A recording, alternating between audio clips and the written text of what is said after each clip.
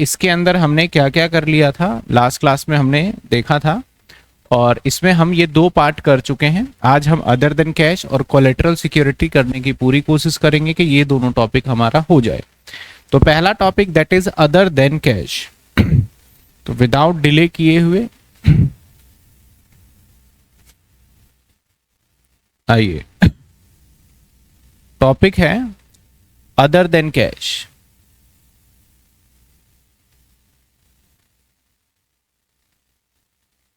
एक बात याद रखिएगा, जो ये टॉपिक है, अगर किसी बच्चे को शेयर्स कैपिटल के अंदर, जो चैप्टर है ना आपका शेयर कैपिटल, उसके अंदर अदर देन कैश नहीं आता, तो अगर आपने ये सीख लिया तो वो वाला भी आ जाएगा, अगर वो आता है तो ये भी आता है। मतलब वो दोनों बस नाम बदलता है, बाकी चीजें चेंजेस नहीं है।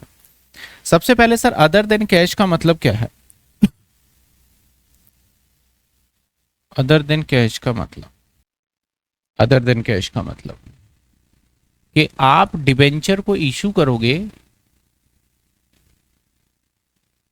इशू तो करोगे, लेकिन इसके बदले में जिसको भी आपने डिबेंचर इशू किया है, फॉर एग्जांपल आपने मिस्टर एक्स को किया है, तो ये आपको कैश नहीं देगा, इसके बदले में इससे आप कोई भी कैश के अलावा कुछ भी ले सकते हो।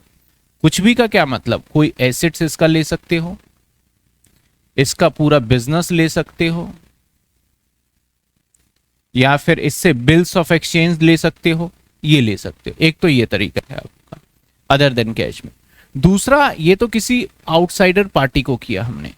एक अदर देन कैश किसको किया जाता है? जो फर्म के लिए वर्क करते हैं।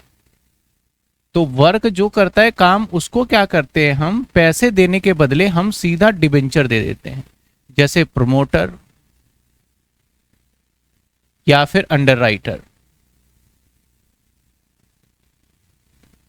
अंडरराइटर को, तो इनको अदर देन कैश के कैटेगरी में रखा गया है कि भाई अदर देन कैश में रहेगा। तो हम बहुत सिंपल तरीके से सीखने वाले हैं, बहुत छोटा सा टॉपिक है, लेकिन सारे एस्पेक्ट कवर करेंगे।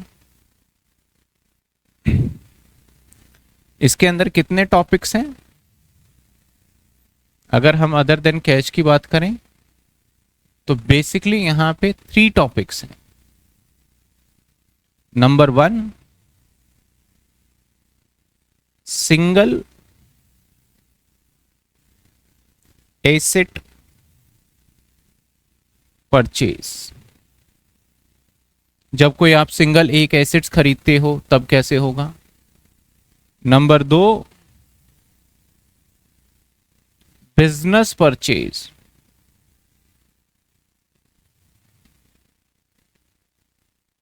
बिजनेस परचेज दूसरा टॉपिक, ये सीखना पड़ेगा आपको इस पूरे टॉपिक को सीखने के लिए। तीसरा टॉपिक आपको इसमें सीखना पड़ेगा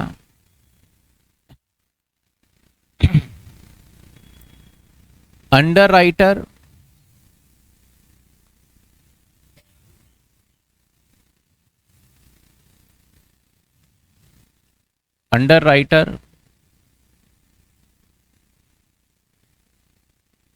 कमीशन या फिर प्रमोटर।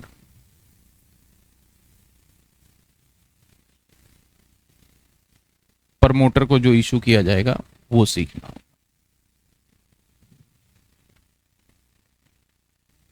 ये 3 टॉपिक हम करने वाले हैं इसके अंदर। जैसे ही ये 3 टॉपिक होगा हमारा ये टॉपिक खत्म हो जाएगा। तो पहला टॉपिक है सिंगल एसेट्स परचेज पे आ जाते हैं। सिंगल एसेट्स परचेज,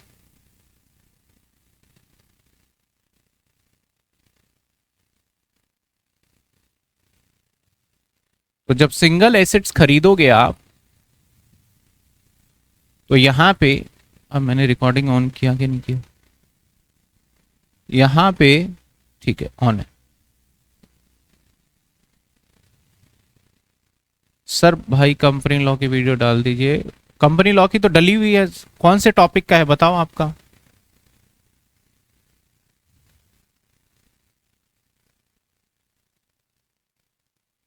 चलिए,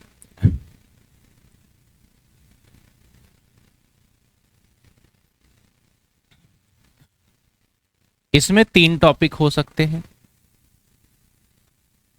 जब डिबेंचर इशू करोगे तो या तो आप करोगे कैसे एट पार, या तो आप इशू करोगे कैसे, एट पार। एग्जाम्पल सर, मैंने एक मशीनरी परचेज किया ₹1,00,000 का, and issue 10% debenture at the rate 100 each, at the rate 100 each। आ जाइए,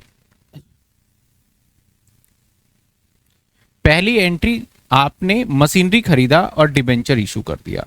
तो मशीनरी जब भी खरीदोगे, और किससे खरीदा, चलो मैंने यहां नाम नहीं लिखा है, मशीनरी परचेज किसी ना किसी से तो किया होगा। तो हम जब नाम नहीं पता कि किससे खरीदा तो हम एंट्री करेंगे मशीनरी अकाउंट डेबिट, और जिससे खरीदते हैं उसका नाम पता है तो नाम लिख लो, नहीं पता या नाम भी पता है तो उसकी जगह आप यूज करोगे वेंडर। वेंडर का मतलब जो दुकानदार जिससे सामान खरीदते हैं, उसके लिए अकाउंट्स के अंदर हम वेंडर शब्द का इस्तेमाल करते हैं। 1,00,000, 1,00,000 का। अगली एंट्री सर, अब वेंडर को आप डिबेंचर इशू करोगे तो वेंडर अकाउंट डेबिट और टू डिबेंचर, कितने परसेंट, 10% डिबेंचर।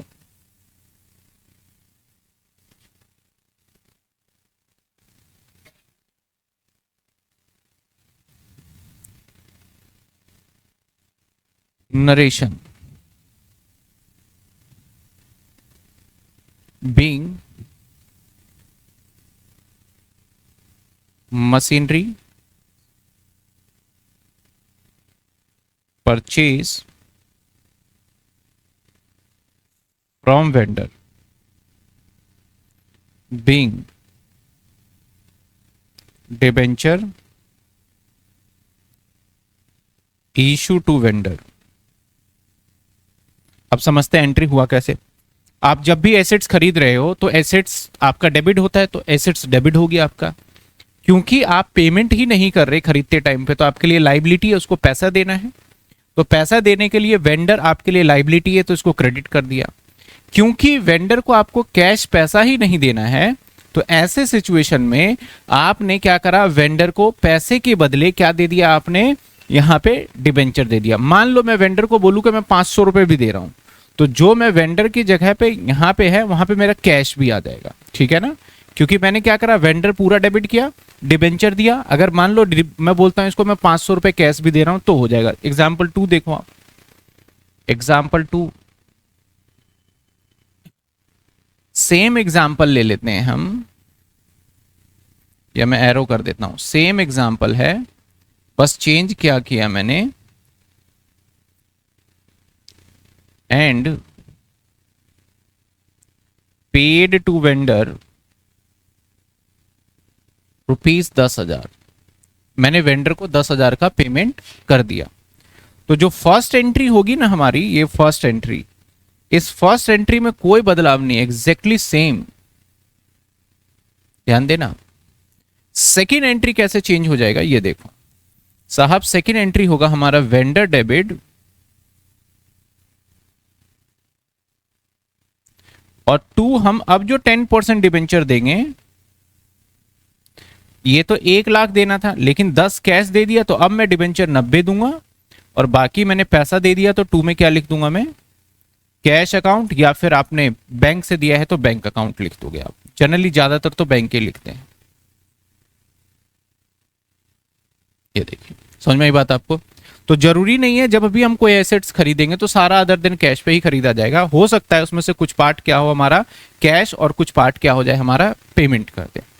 तीसरा केस एक और हो सकता है कि हम उसको जो पेमेंट कर रहे हैं वो एक प्रोमिसरी नोट दे दें, BR दे दें कि भाई मैं तेरे को कल दे दूंगा, परसों दे दूंगा, एंड इस तरीके से।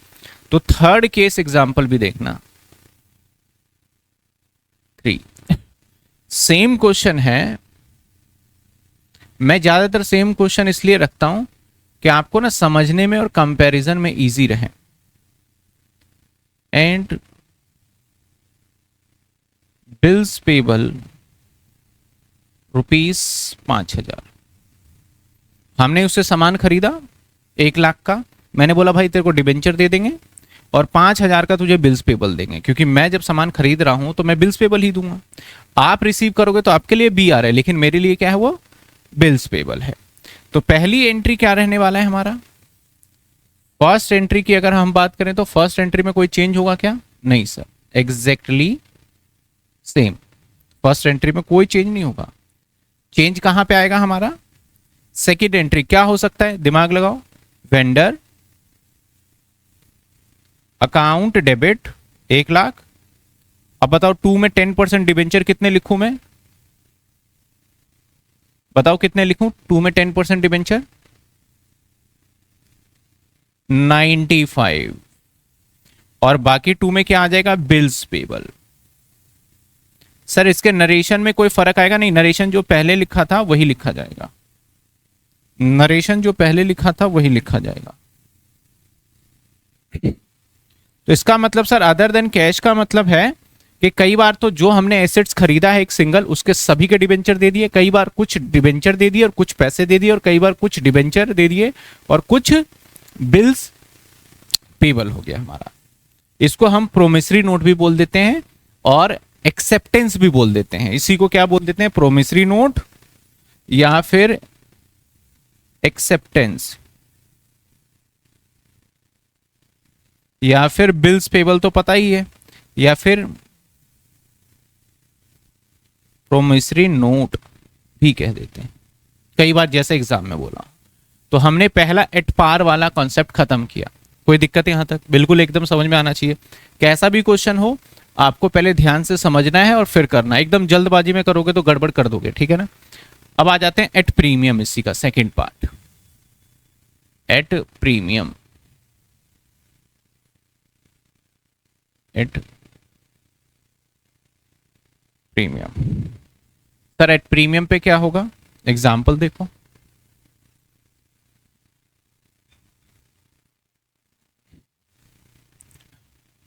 XYZ limited purchase machinery ₹1,10,000 and ₹1,10,000 from Sonu limited and issue 10% debenture at the rate 100 each at 10% premium. अब जो हम डिबेंचर दे रहे हैं, अभी तक क्या था कि हमने डिबेंचर जो दिया दे दिया। अब डिबेंचर जो मैं आपको दूंगा वो मैं सस्ते में नहीं दूंगा, मैं प्रीमियम पे दूंगा आपको, एक्स्ट्रा में। तो जब भी प्रीमियम वाली बात आएगी तो हमेशा याद रखिएगा, आपको ऐसे सिचुएशन में सबसे पहले निकालना होगा नंबर ऑफ डिबेंचर। कुछ बच्चे क्या करते हैं, इस 11,000 1,10,000 पे ही 10% प्रीमियम निकाल लेते हैं, तो वो गलत हो जाता है। पहले क्या निकालना पड़ेगा? Number of debenture. कैसे निकालोगे? आपका एसेट वैल्यू आफ्टर कैश, मतलब कोई भी कैश वेट या आफ्टर पेमेंट में बोल दूं, आफ्टर पेमेंट। अब पेमेंट का मतलब यहां पे दोनों चीज हो गया, कैश भी हो सकता है, बिल्स पेबल भी हो सकता है, कोई भी एसेट्स का वैल्यू है। डिवाइड करोगे फेस वैल्यू और प्लस सिक्योरिटी प्रीमियम करके। तो इसी सवाल के अंदर पहले हमें नंबर निकालना पड़ेगा। नंबर क्या होगा? एसेट्स का वैल्यू 1,10,000, कोई पेमेंट है नहीं तो माइनस नहीं करूंगा, डिवाइडेड बाय फेस वैल्यू 100 रुपए है और 10% प्रीमियम है, तो डिवाइड 110। तो यहां पे जो हमारा नंबर निकल के आया 1,000 निकल के आया। अब सर इसकी जर्नल एंट्री क्या होगी? इसकी जर्नल एंट्री होगी मशीनरी अकाउंट डेबिट 1,10,000 और 2, हालांकि यहाँ पे मुझे पता है सोनू लिमिटेड है तो मैं यहाँ सोनू लिमिटेड भी लिख सकता हूं। अगर आप सोनू लिमिटेड नहीं लिख रहे तो वेंडर लिख दो, वेंडर अकाउंट 1,10,000। ये क्या कर रहा है? Being machinery purchase rupees 1,10,000, 1,10,000। अगली entry, vendor account debit 1,10,000 to 10% debenture. अब जो डिबेंचर है उस नंबर का इस्तेमाल करोगे, 1000 इंटू में 100 मीन्स पता है कितने हुए? 1,00,000। और टू सिक्योरिटी प्रीमियम, अब इसका इस्तेमाल होगा 1000 इंटू में 10 यानी 10,000। ये ऐसे बनेगा आपका, बीइंग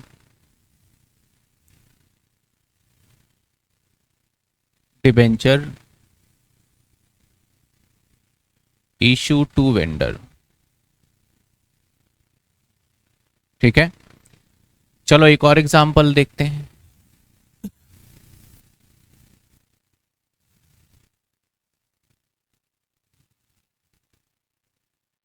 एक और एग्जांपल नंबर 2। मैंने क्या करा, इसका बदल के मान लेते हैं ये जो 1,10 है इसको बदल के मैंने क्या करा, 1,20 एंड पेड बाय चेक ₹10,000, ये बदल दिया मैंने। अब सबसे पहले क्या करना पड़ेगा, यहां पे आपको नंबर फाइंड करना होगा क्योंकि प्रीमियम वाला केस है। तो नंबर कैसे निकालेंगे, यहां पे नंबर ऑफ डिबेंचर। मैंने क्या कहा, एसेट्स का वैल्यू आफ्टर पेमेंट, तो एसेट्स का वैल्यू तो 1,20 है, तो हम 1,20 तो नहीं ले सकते, इसमें से पेमेंट भी 10,000 है, तो उसे क्या करोगे, माइनस, देन डिवाइड कितना करोगे आप, फेस वैल्यू 10 यानी 11।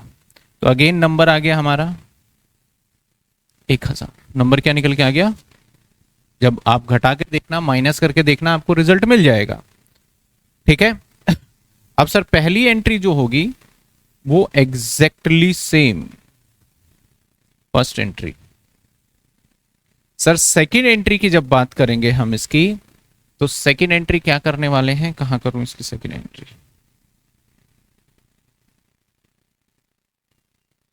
चलो इसी के नीचे करते हैं। मैं करूंगा vendor account debit 1,20,000।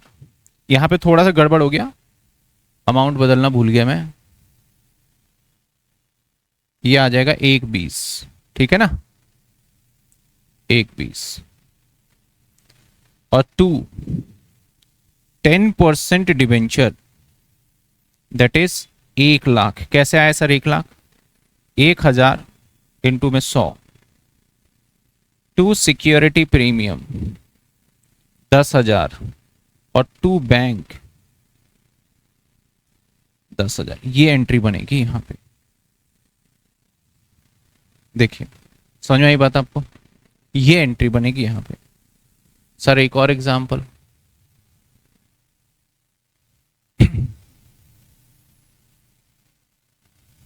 Example number 3, example number 3।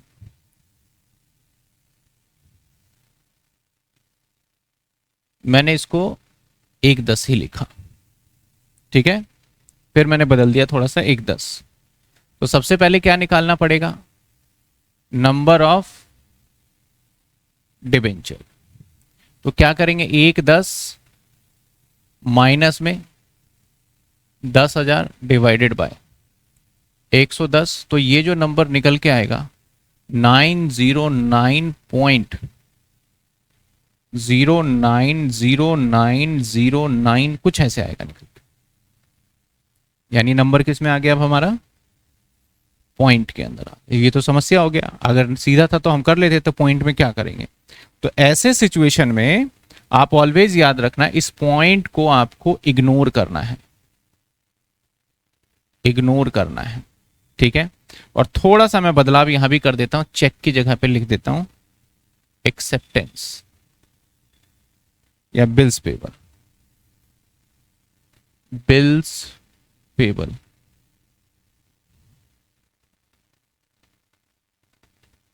And draw BP, ठीक है, ये लिख दिया, समझ में आया। तो पॉइंट के बाद सबको हमें क्या करना है, इग्नोर। अब देखो जर्नल एंट्री कैसे होगा सर, जो फर्स्ट जर्नल एंट्री होने वाला है, फर्स्ट जर्नल एंट्री तो ये हो गया हमारा।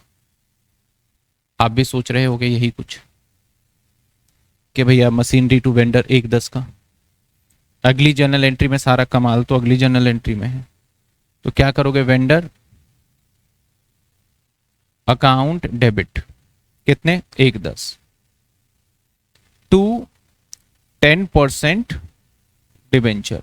तो आप क्या पाओगे, 909। मैं एक बार देख लूं कहीं कोई गड़बड़ तो नहीं है। 1,00,000 डिवाइडेड बाय 110, ठीक है। 909 इंटू में 100, तो 90900। और 2 में क्या लिखोगे, सिक्योरिटी प्रीमियम। तो सिक्योरिटी प्रीमियम कैसे आएगा, 909 नंबर इंटू में 10, तो आएगा 9090। और 2 में क्या आएगा, bills payable, that is bills payable क्या आ जाएगा हमारा, 10,000। मैंने ऊपर बोल रखा है। अब दोनों साइड मैच नहीं होगा, ये कभी भी हमेशा डिफरेंस क्रेडिट में आएगा कुछ रुपए का। तो जो डिफरेंस आएगा उसको मैच कर देंगे हम कैश से 10 रुपए, अब जाके मैच हुए।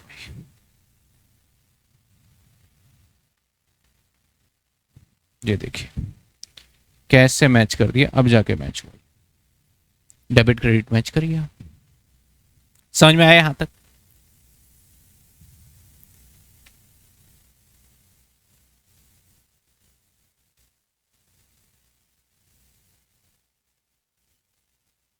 यहां तक समझ में आया।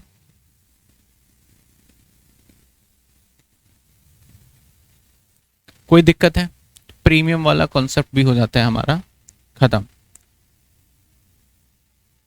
हाँ, अगर बिल्स पेबल की जगह कैश होता तो कैश में, मैंने इसलिए बिल्स कैश काट दिया क्योंकि फिर रिफ्लेक्ट दिखता नहीं है आपको, ठीक है।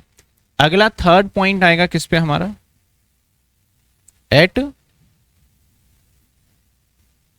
At discount. और डिस्काउंट में आपको पता है एक एंट्री एक्स्ट्रा करते हैं, है ना। मैं तो करके चलता हूं भाई, बाकी टीचर्स क्या समझते हैं नहीं समझते उससे मेरे को लेना देना नहीं है, हम तो करके चलते हैं। और ओरिजिनली यही चीजें होनी चाहिए एज पर लॉ। चलो XYZ लिमिटेड इशू या फिर purchase machinery ₹90,000 from Kalu limited and issue 10% debenture. Issue क्या कर दिया हमने, 10% डिबेंचर कर दिया। अब जब भी डिस्काउंट पे होगा तो अगेन याद रखिएगा, डिस्काउंट और प्रीमियम में आपको पहले फाइंड करना होगा नंबर ऑफ, और फॉर्मूला कहता है एसेट्स का वैल्यू लिखो आफ्टर पेमेंट, जो भी आपने बिल्स पेबल कुछ भी हो, और डिवाइड कर दो आप यहां पे फेस वैल्यू, क्योंकि डिस्काउंट होगा तो माइनस डिस्काउंट। फेस वैल्यू में हम क्या कर देंगे, माइनस। प्रीमियम में करते थे प्लस, और यहां पे माइनस। एंट्री क्या होगा, मशीनरी अकाउंट। सबसे पहले नंबर निकाल लेते हैं, तो भाई 90,000 है, डिवाइडेड बाय 10 माइनस में मैंने 10% डिस्काउंट बोला, 100 क्योंकि 100 मानोगे, और माइनस में 10। Limited issue 10% debenture at 100 each at 10% discount. Add कर दिया ये लाइन, ठीक है, ऐड कर दिया ये लाइन। यहां तक समझ में आया। अब डिवाइडेड बाय 100 माइनस क्या कर दिया हमने 10, तो नंबर क्या निकल के आया बताओ 1000। नंबर क्या निकल के आया 1000। नाउ अब हमें जर्नल एंट्री करना है, तो कैसे करेंगे, मशीनरी, मशीनरी अकाउंट डेबिट, और 2 में आप एक शब्द लिख देंगे दैट इज वेंडर। कितने रुपए 90,000। अब मैं इनके नरेशन नहीं लिख रहा क्योंकि मैंने स्टार्टिंग में बता दिया, वही कंटिन्यू रहेगा। अगली एंट्री क्या करोगे, वेंडर अकाउंट डेबिट 90,000, क्योंकि डिस्काउंट है तो डिस्काउंट ऊपर लिखना पड़ेगा। डिस्काउंट अकाउंट डेबिट कितना आएगा डिस्काउंट 1000 इंटू में 10 यानी 10,000, और टू 10% डिबेंचर 1,00,000। सर एक एंट्री और करेंगे डिस्काउंट को रिटर्न ऑफ करने का, तो surplus to discount on issue 10,000।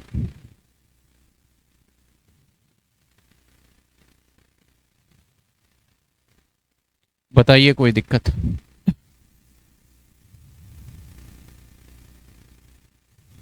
कोई दिक्कत इसमें। चलो सेम एग्जांपल लेते हैं, और इस एग्जांपल में मैं क्या कर रहा हूं, ये डिस्काउंट जो है ना इसको मैं कर देता हूं 20%। डिस्काउंट कितने कर दिए मैंने, फिर से क्या निकालोगे, पहले number of debenture is equal to 90,000 divided by, सीधा मैं लिख दूं 80। तो जो अब नंबर निकल के आएगा हमारे पास, तो ये निकल के आया, अरे ये तो एग्जैक्ट आ गया, मैं कुछ और करना चाह रहा था, इसको 30 करते हैं, चलो तो 70 से करते हैं डिवाइड। मैं पॉइंट वाला क्वेश्चन बनाना चाह रहा हूं। ये आ गया मेरा 1285.71।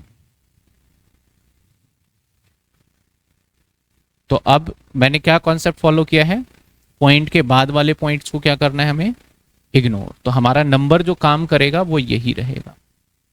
तो पहली एंट्री क्या होगी हमारी, एग्जैक्टली पहली एंट्री में तो कोई बदलाव ही नहीं है।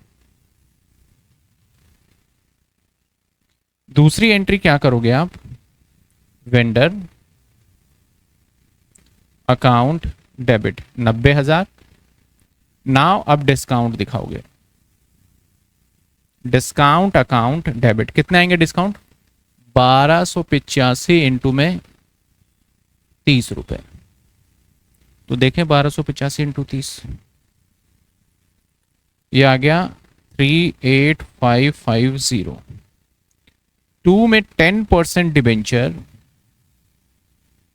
ये आएगा 1285 इंटू में 100, तो 1285 इंटू 100 1,28,500। अब मैच करते हैं 90 प्लस में 38,550, तो ये 128,550 मतलब 50 रुपीज एक्स्ट्रा पड़ रहा है ऊपर।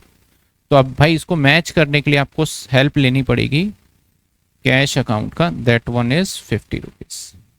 सर ये कितना आएगा, क्या 100 भी आ सकता है, कुछ भी आ सकता है नंबर, डिपेंड्स क्या अमाउंट क्या दे रखा है। तो हमारा सिंगल एसेट्स वाला कॉन्सेप्ट होता है खत्म। किसी को कोई दिक्कत, आइए।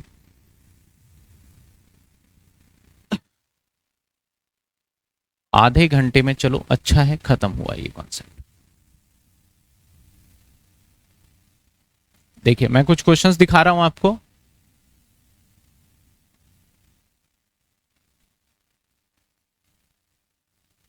ये देखिए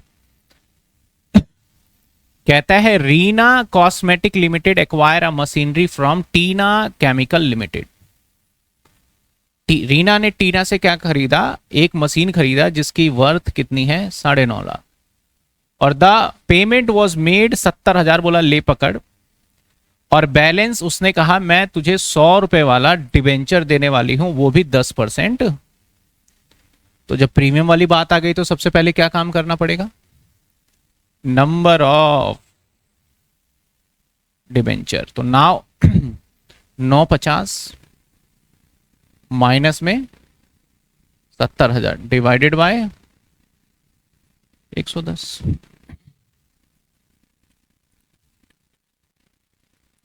8,000 आ गया। अब तो काम आसान हो गया हमारा। तो क्या लिखें हम, machinery account debit to vendor. मैं टीना मीना के चक्कर में नहीं पड़ूंगा, मैंने सीधा क्या लिख दिया, to vendor.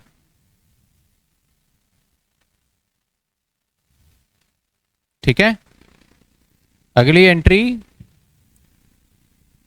Vendor account debit 950, क्योंकि प्रीमियम है तो 10% है ना, परसेंटेज नहीं दे रखा तो अपनी मर्जी से कुछ भी लगा लो, 10% डिबेंचर।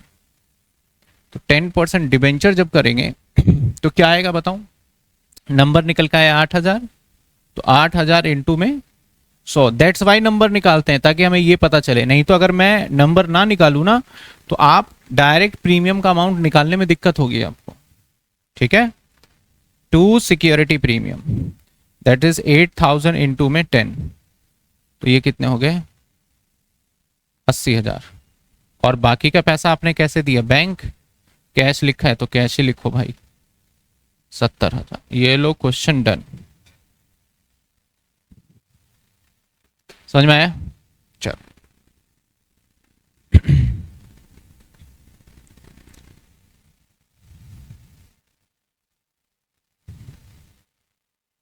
अंडरराइटर अभी करा नहीं है, ये देखिए एक क्वेश्चन ये है, Rajkumar limited purchase a building from Ashok limited, Alok limited 65 lakh रुपए। The payment was made 25% by accepting bills of exchange. Balance vendor was allot 100% debenture at a 25%, pass journal entry. तो अब कैसे करोगे, प्रीमियम वाला केस आ गया तो नंबर निकालो, नंबर ऑफ डिबेंचर हाउ, कितने का था भाई 60, माइनस कर दो जो भी कुछ आपका डील हुआ, तो 25% बिल्स ऑफ एक्सचेंज, तो इसका 25%। तो 25% कैसे निकालोगे, 65 लाख का 25%, तो 65 लाख का 16,25,000 माइनस कर, डिवाइड किससे करेंगे, 110 से। तो अगर मैं माइनस कर दूं और डिवाइड 110 से कर दूं तो मेरे पास जो नंबर निकल के आया 44318.18 आ गया। ठीक है ना, मैं दोबारा अच्छा प्रीमियम 125 है ना, चलो 65 लाख का 75% 125, 39,000 आ गया। 125 करेंगे ना तो ये जो निकल के आएगा ना ये 39,000 आएगा। ठीक है, पहली एंट्री कैसे करेंगे बताओ, बिल्डिंग अकाउंट। अगर कुछ बच्चे बोलते हैं अरे यार मशीनरी की प्रैक्टिस कर, हम गलती से मशीनरी लिख दिया, मार्क्स नहीं मिलेगा, ध्यान रखना, तब भी नहीं मिलेगा, जो खरीदा है वो लिखना पड़ेगा। आप, मैं बोलूं कि आपको मशीनरी ये दिखा के बोलूं मकान कैसा लग रहा है देखने में, बताओ, तो मकान है ये, तो आप बिल्डिंग खरीद के और मशीनरी लिखोगे तो कैसे चलेगा वो, तो वेंडर तो यहां लिखोगे ना, यहां पे बिल्डिंग की जगह पे, तो हाँ यहां वेंडर चलेगा। वेंडर का मतलब होता है सेलर, दुकानदार। अब दुकानदार का नाम कुछ भी हो, फर्क नहीं पड़ता ना, आप कोई भी सामान लाए हो तो कहां से, दुकानदार से, तो दुकानदार है इसका मतलब। तो कितने का, 65 लाख, 65 लाख अगली एंट्री वेंडर अकाउंट डेबिट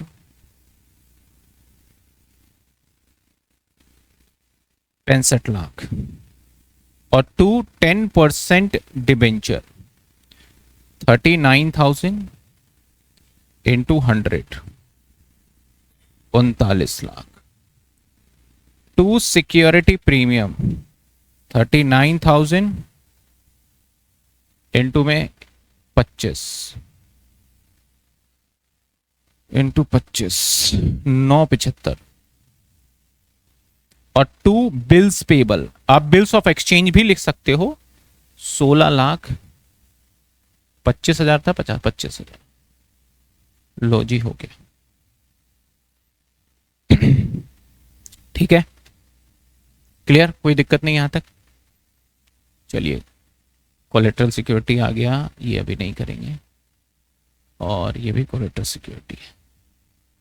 मैं एक बार क्वेश्चन अरेंज करूं क्योंकि आगे पीछे हमने एक सिंपल वाला टॉपिक, इससे ऊपर नहीं है कुछ भी, जितना मैंने करा दिया है ना आपको इसमें, मतलब सिंगल एसेट्स वाले में, इससे ऊपर नहीं आएगा।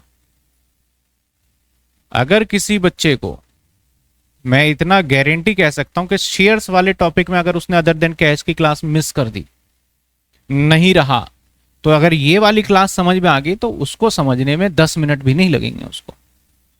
बस वहां पे तो इनफैक्ट डिस्काउंट वाला तो टॉपिक ही नहीं मिलेगा क्योंकि शेयर तो डिस्काउंट पे होता ही नहीं है। आ जाइए हमने जब टॉपिक स्टार्ट किया तो मैंने कहा हम जब अदर देन कैश करेंगे तो ये वाला टॉपिक डन कर चुके हैं। नाउ अब बिजनेस परचेज की बारी आ गई, तो बिजनेस परचेज होगा तो क्या होगा, तो आइए बिजनेस परचेज पे। बिजनेस परचेज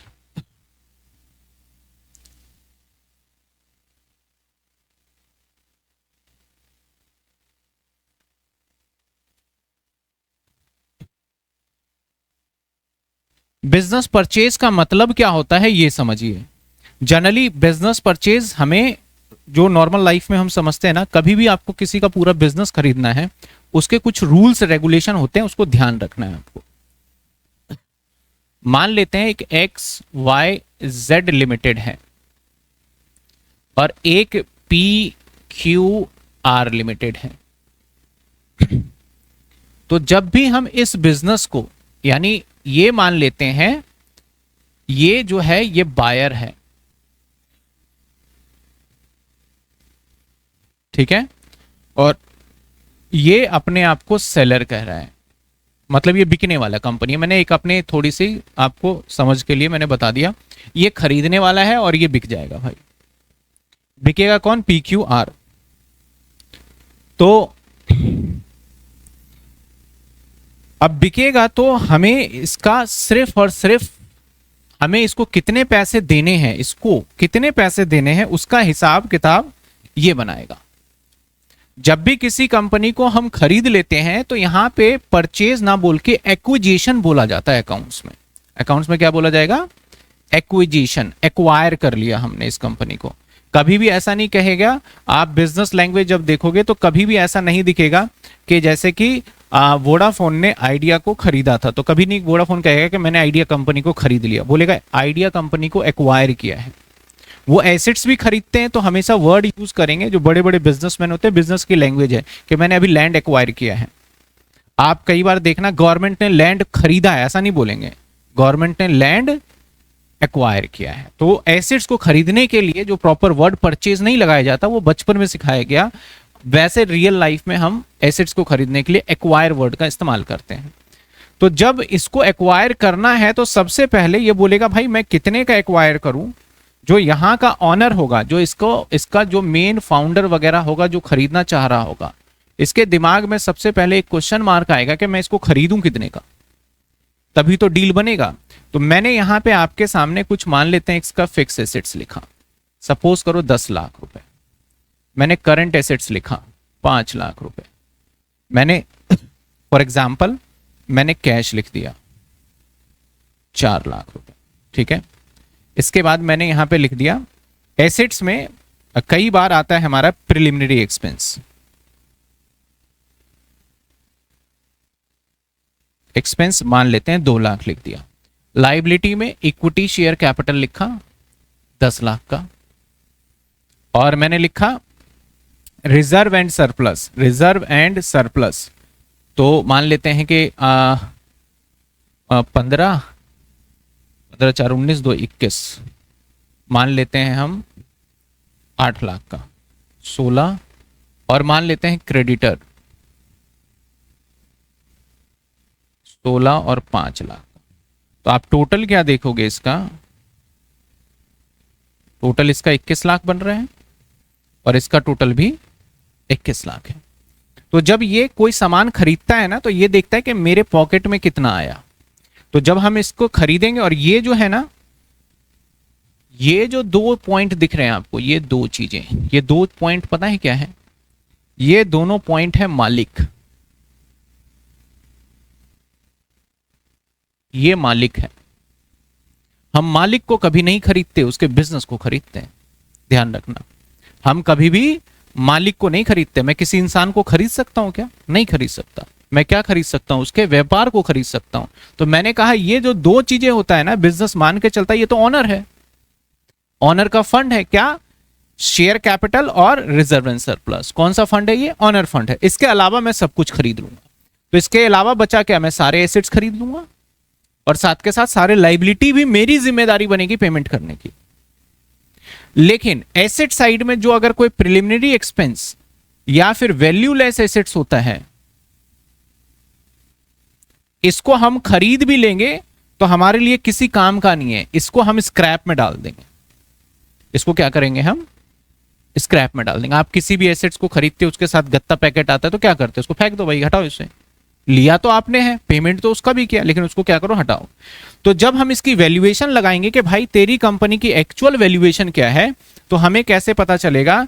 10 और 5 15 और 4 19, यानी इसके पास टोटल एसेट्स जो है वो 19 लाख रुपए का हमें आ जाएगा। अगर इस कंपनी को मैंने आज खरीदा तो मेरे पॉकेट में 19 लाख आएगा और मुझे 5 लाख और पेमेंट करना पड़ जाएगा। तो इसका मतलब मेरे पास देखा जाए तो 14 लाख रुपए का ही बन रहा है हिसाब किताब। अगर इस कंपनी को खरीदने जाओ तो 19 लाख के आपके पास क्या है? एसेट्स हैं, और आपके पास 5 लाख का तो लाइबिलिटी था, तो इसका भी पेमेंट करना रिस्पॉन्सिबिलिटी आपकी है। तो इसका मतलब टोटल आप दिमाग लगाओ तो 14 लाख रुपीस ही आपको नेट टू नेट बनना चाहिए।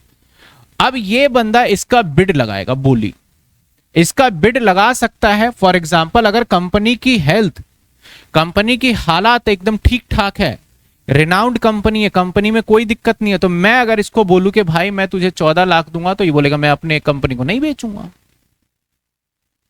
तो मुझे इसको क्या करना पड़ेगा? 14 के जगह पे मुझे 18 लाख रुपए, यानी मुझे बिड बढ़ा करके देना पड़ेगा, तभी तो बिकेगा। आप कोई चीज सामान खरीदने जा रहे हो तो उसको जब ज्यादा ऑफर दोगे तभी तो।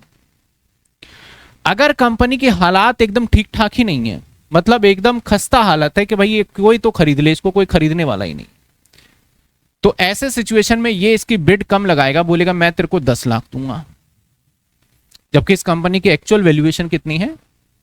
तो कई बार ऐसा होता है ना, यार इस मनहूस कंपनी के चक्कर में कौन पड़ेगा, पता चला इसको खरीदा, मैं भी बर्बाद हो गया, तो मैं लूंगा ही नहीं। लेकिन कुछ लोग आ जाते हैं और खरीदने के लिए तैयारी करते हैं। और ये मैं जो वर्ड बोल रहा हूं ना, ये सच्चाई है।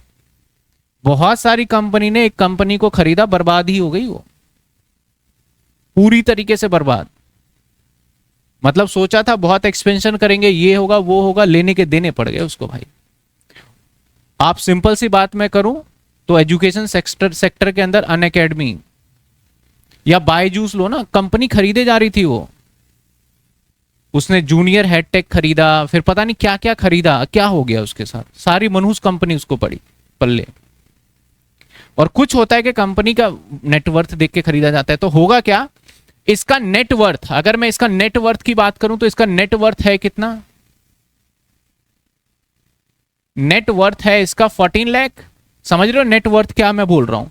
नेटवर्थ क्या होता है? सारे एसेट्स में से लाइबिलिटी माइनस कर दो। लाइबिलिटी मतलब क्या? सारा लाइबिलिटी नहीं, शेयर होल्डर फंड को छोड़ कर करके, इसी को तो हम बोलते हैं शेयर होल्डर फंड। तो नेटवर्थ से अगर मैंने एक्स्ट्रा पैसा दिया तो भाई तेरे गुडविल के पैसे हैं। नेटवर्थ से मैंने तुझे कम पैसे दिए तो इसका मतलब मेरा फायदा हो गया, मैंने सस्ता कंपनी खरीद लिया, तो वो क्या हो जाएगा? कैपिटल रिजर्व हो जाएगा। तो जो मैंने ये डिसाइड किया कि मैं तुम्हें इतने पैसे दूंगा, तो ये पैसे किस लिए, इस कंपनी को खरीदने के लिए, तो दैट्स वाई इसको बोला जाता है परचेज कंसीडरेशन। परचेज कंसीडरेशन, इसको लॉ के अकाउंट्स भाषा में क्या बोलेंगे हम, परचेज कंसीडरेशन। और इसको मैं शॉर्ट फॉर्म में बोलूंगा, मैं इसको शॉर्ट फॉर्म में बोलूंगा पीसी। ठीक है, तो इसका परचेज कंसीडरेशन कितना है, 18 लाख। इसका परचेज कंसीडरेशन कितना है। अब इसकी मर्जी है कि इस परचेज कंसीडरेशन को डिस्चार्ज करे, या तो एट पार में दे दे, भाई मैं तेरे को 18 लाख का डिबेंचर दे रहा हूं, या बोले भाई मैं ये जो 18 लाख का है वो मैं क्या दूंगा, एट प्रीमियम पे दूंगा, या फिर मैं किस पे दूंगा, एट डिस्काउंट पे दूंगा। इसकी मर्जी है। 3 तरीके से हम इसको डिस्चार्ज कर सकते हैं। अब मुद्दे की बात, जर्नल एंट्री कैसे करोगे सर इसकी, तो देखिए मैं दोनों की, पहले फर्स्ट वाली जर्नल एंट्री दोनों ही कर लेते हैं। चलो, कि जो आप ये वीडियो देख रहे हैं, इस वीडियो को बनाने में हमारी बहुत मेहनत है। क्लास को रिकॉर्ड करने से लेके एडिटिंग तक, नोट्स को बनाने तक काफ़ी मेहनत है। तो प्लीज़ आप इस चैनल को सब्सक्राइब जरूर करिए और अपने दोस्तों को भी शेयर करिए कि इस चैनल पे आपको बीकॉम की सारे कंटेंट्स अवेलेबल होते हैं।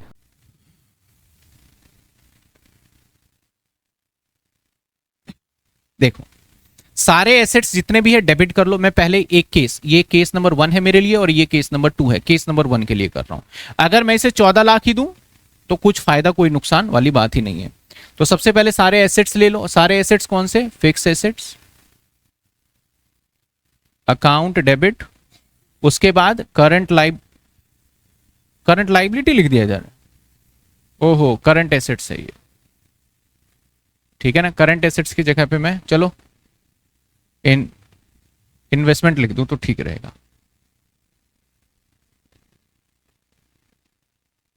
3 लाख होगा तो बोल क्यों नहीं रहे, 18 और 5 23, ओहो चलो भाई। तो इसका मतलब नेटवर्थ कितने आए, ये ठीक था।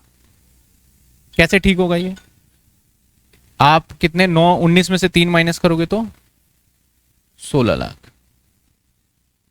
अब यहां पे डील होगी 18 और 10, चलो ये डील तो चली जाएगी हमारी। 16 लाख बन रहा था तो हम ज्यादा भी दे रहे थे। तो पहले वाला केस कर रहा हूं, फिक्स एसेट्स अकाउंट डेबिट कितने हैं हमारे, 10 लाख। इसके बाद इन्वेस्टमेंट डेबिट करो 5 लाख। इसके बाद और कुछ डेबिट करने लायक है, हाँ कैश को भी डेबिट करो। क्या सर हम कैश भी खरीदते हैं, हाँ भाई उससे कैश भी ले लेंगे, ऐसा नहीं कि भाई वो पैसे निकाल के चला जाएगा। जनरली कुछ कहते हैं कि जो पैसा है बिक रहा है तो बेच ले लो भाई, नहीं सब कुछ छोड़ के जाना पड़ेगा उसको। अब भाई यहां पे 2 में जो चीजें लाइबिलिटी है वो आ जाएगा। जैसे कि अगर 2 की मैं बात करूं, 2 में लाइबिलिटी क्या है, क्रेडिटर, कितने का है, 3 लाख। नाउ मैंने प्रॉमिस किया कि मैं पीसी जो है परचेज कंसिडरेशन दूंगा 18 लाख, यही प्रॉमिस था, परचेज कंसिडरेशन 18 लाख। तो अब देखोगे 21 और इधर डिफरेंस आ रहा है हमारा, 18 3 21 इधर हो गया, और इधर जो डिफरेंस आ रहा है कितना, 15 और 4 19, कितने का। तो जो डिफरेंस आ रहा है उसका मतलब उसके गुडविल होगी वो, क्योंकि एक्स्ट्रा पैसा सिर्फ गुडविल के लिए दोगे। कितने, 2 लाख का आ रहा है, 2 लाख पहली एंट्री। दूसरी एंट्री, सपोज करो मैंने कहा इसको 18 लाख का डिबेंचर एट पार दे दिया, तो मैं एट पार वाला केस करूंगा अब, ठीक है। देखो इसको ध्यान से सुनोगे, ध्यान से नोट करोगे तो आपको कहीं से कहीं तक कोई दिक्कत नहीं आएगी। लेकिन कोई अगर सोचेगा कि मेरे को जल्दी जल्दी आ जाए तो कुछ भी नहीं आएगा, फिर आप परेशान रहो जिंदगी भर, कोई इलाज ही नहीं है उसका, कोई डॉक्टर इलाज नहीं कर सकता आप पर। अब देखो यहां पे पीसी क्या करा हमने, पीसी डेबिट, ठीक है। पीसी के जगह पे आप कंपनी का नाम भी लिख सकते हो और वेंडर भी चल जाएगा, लेकिन आदत डालो परचेज कंसीडरेशन लिखने का, क्योंकि आगे चल के आने वाले चैप्टर्स में परचेज कंसीडरेशन ही लिखना पड़ेगा। तो PC account debit to 10% debenture, और कितने का भाई डील हुआ, 18 लाख, पहला केस डन। अगर मैं बोलता भैया 10% प्रीमियम पे है, तो ऐसे सिचुएशन में केस नंबर 2 जो करता मैं, पहली एंट्री में बदलाव नहीं होगा या होगा? नहीं होगा। मैं पहले वाला तो ये वाला पहले का ही कर रहा हूं मैं केस ये, ठीक है। तो बस यहां पे चेंज क्या होता, फिर अब हमें नंबर निकालना पड़ेगा। नंबर तो नहीं निकालना पड़ेगा, निकालना पड़ेगा क्योंकि अमाउंट दे रखा है। पहले से नंबर होता तो बात बनती। नंबर ऑफ डिबेंचर क्या आएगा भाई? मेरे को 18 लाख रुपए का हिसाब करना है और तेरे को 110 रुपए।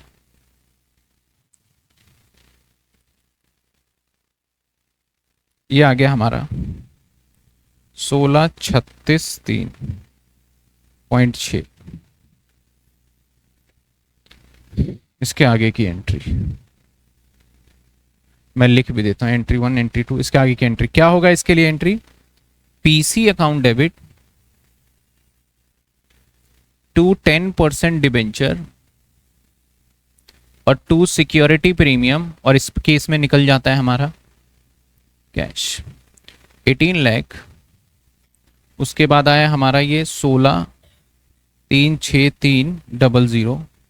उसके बाद आएगा 16,363,10 और ये 70 रुपए आ जाएगा। क्या डिस्काउंट वाला भी कर पाओगे आप? अगर डिस्काउंट में 10% बोलूं जो तीसरा केस, बस नंबर निकालोगे और आगे एंट्री कर दोगे। समझे बात? पहला बात समझ में आया क्या कर रहे हैं हम? किसी को दिक्कत? सर कॉर्पोरेट विल का जुडिशरी वाला पॉइंट अपलोड नहीं हुआ है, बिल्कुल कर देंगे और ये संडे मिल जाएगा आपको। उसको पूरा मैं रिफ्रेश करके, क्योंकि पुराने स्मार्ट बोर्ड पे था तो उसको मैं पूरा दोबारा ही करवा दूंगा। मैं संडे पूरा करवा दूंगा कॉर्पोरेट विल वाला।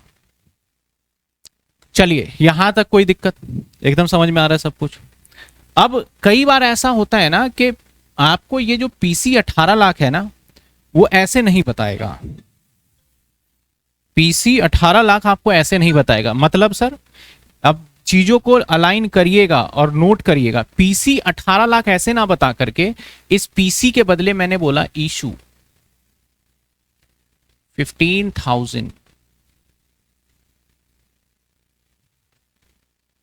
15,000 डिबेंचर एट 10% प्रीमियम। तो इस वाले सिचुएशन में जो ये मैंने करा है, आपको पीसी पता ही नहीं है कि कितने का है। आपको नंबर दे दिया 15,000, भाई मैं तेरे को डिबेंचर दूंगा 10% प्रीमियम पे। तो देखा जाए तो 15,000 डिबेंचर 100 रुपए का है तो 15 लाख हो गया, और 10% का प्रीमियम अगर मान लो तो 1.5 लाख। तो कितने का डन हुआ डील? यहां पे इस केस में डील क्या डन हो रहा है? 16 लाख। तो अब जो पीसी में आप यहां लिखोगे, इस वाले केस में पीसी पहले से दे दिया, इस वाले केस में पीसी आपने निकाला है, तो यहां पे लिखोगे 16,50,000। अब इस वाले केस में नंबर निकालने की जरूरत नहीं है क्योंकि नंबर पहले से आपको, अब 16,50 लिखेंगे तो जो भी डिफरेंस आएगा वो हम कर लेंगे। समझ में आई बात आपको? चलिए मैं सेकंड केस की बात कर रहा हूं। अब इसकी ये समझ गए ना? अगर ऐसा क्वेश्चन आए तो घबराने की कोई जरूरत नहीं है। मैं सेकंड केस की बात कर रहा हूं। अरे मैं सेकंड केस की बात कर रहा हूं। अगर आप कम पेमेंट देते हो ना तो आपका जो रिजल्ट निकलता है दैट इज कॉल, मैं यहां से कर रहा हूं सेकंड केस। कैसे करेंगे सेकंड केस में? मैं लिखूंगा फिक्स एसेट्स अकाउंट डेबिट, कितने का था भाई? 10 लाख। मैं करूंगा इन्वेस्टमेंट अकाउंट डेबिट, कितने का? 5 लाख। मैं करूंगा कैश अकाउंट डेबिट, कितने का? 4 लाख। मैं करूंगा मैं वही 10 लाख लेके चल रहा हूं पीसी 10 लाख, और 2 क्रेडिटर कितने का है मेरे भाई? 3 लाख। तो आप क्या पाओगे? आप नीचे डिफरेंस आ रहा है तो कैपिटल रिजर्व कितने का पड़ेगा? तो 10, 15, 4, 19 और 13, 6 लाख। अगली एंट्री करोगे कैसे? पीसी डेबिट और 10% अगर पार में है तो सिंपल डिबेंचर, और कितने रुपए? 10 लाख। समझे आप क्या करना है? प्रीमियम वाला होगा तो जस्ट प्रीमियम लगा देंगे, वो नंबर वगैरह निकालना होगा। अगर ये चीज समझ गए हो तो आपको समझ में आ जाएगा। क्लियर है आपका? चलिए इससे रिलेटेड क्वेश्चन देख लें।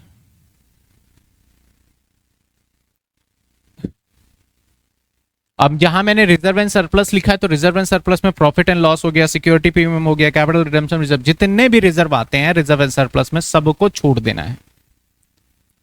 कहता है Aarti perfume limited took over an assets, उसने एक एसेट्स लिया, यानी चलो एंट्री भी करते जाता हूं मैं, फिक्स एसेट्स या एसेट्स अकाउंट करता हूं। ये लो भाई आरती ने ले लिया एसेट्स अकाउंट डेबिट, कितने रुपए, 6 लाख, अलॉन्ग विद क्रेडिटर, और सिर्फ एसेट्स नहीं मिला इसको, क्रेडिटर में मिला, टू क्रेडिटर, कितने का, 5 लाख। फ्रॉम मोनिका अगरबत्ती, आरती परफ्यूम लिमिटेड, नाम भी चुन चुन के रखा है, 9% डिबेंचर 100 रुपए each at a premium 10% purchase price, जितने भी परचेज प्राइस में डन होगा उसका दे देंगे उसको, ठीक है ना। Pass necessary journal entry record the transaction, तो इसने क्या कहा भाई कि आरती परफ्यूम लिमिटेड ने इशू किया 9% 100 rupees each at a premium 10% as purchase price rupees, pass necessary journal entry book value Aarti, तो यहां पे हमें परचेज प्राइस नहीं दिया, तो कोई बात नहीं भाई, नहीं दिया तो अब ऐसा क्वेश्चन भी आ सकता है, देखो हालांकि इसको देना चाहिए था परचेज प्राइस, कहीं मेरे इसमें टाइपिंग में एरर तो नहीं है, क्योंकि एक अमाउंट देता कि हम कितने का खरीद रहे हैं, बुक है मेरे पास, देखते हैं भाई इसमें कोई एरर तो नहीं है, वैसे तो नहीं लग रहा एरर। क्वेश्चन नंबर 4,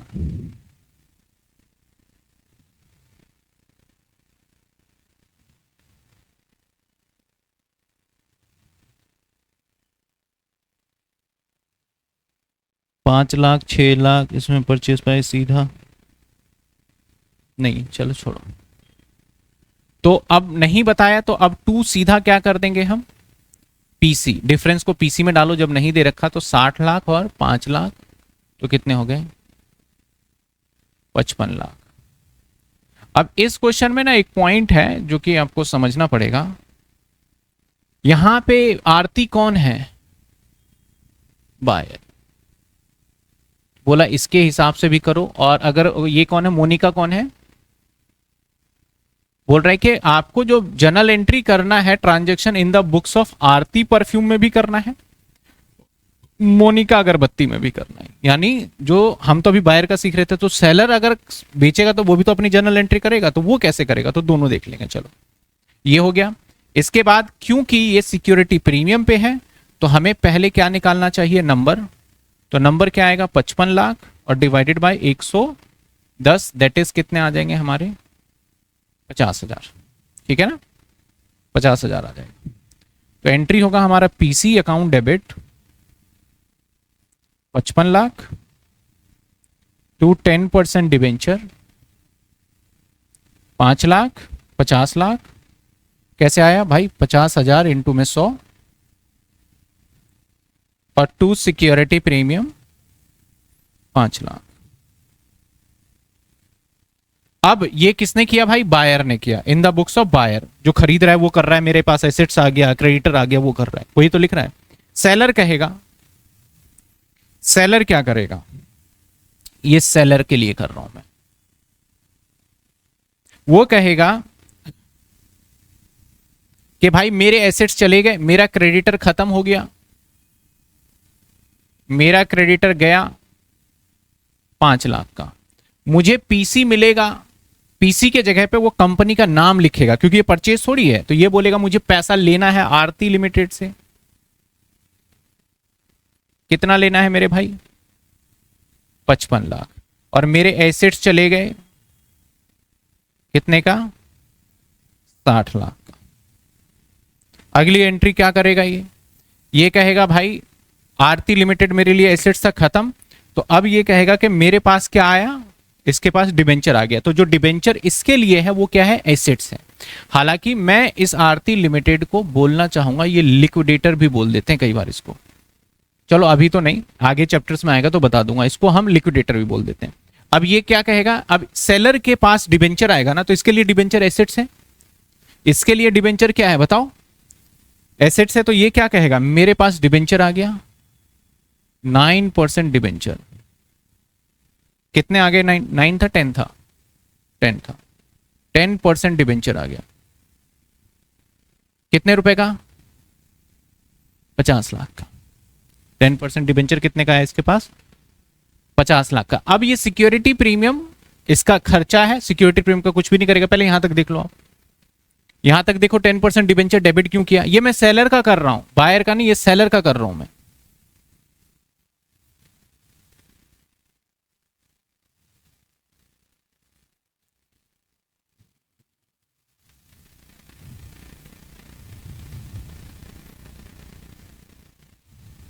किसका कर रहा हूं मैं ये, पहले ये बताओ डिबेंचर डेबिट हो रहा है, समझ में आ रहा है, मेरे पास डिबेंचर आया, चलो मैं डिबेंचर को लिख देता हूं क्योंकि इसने जब खरीदा तो इसको डिबेंचर मिला, ये कंपनी चाहे तो इस डिबेंचर को बेच भी सकता है, तो मैं ऐसे कर देता हूं, चलो 10% डिबेंचर और ब्रैकेट में इन्वेस्टमेंट लिख देता हूं, इसके लिए इन्वेस्टमेंट है एक तरीके से, और टोटल 55 लाख रुपए इसने लगाए हैं डिबेंचर में, पर डिबेंचर इसमें,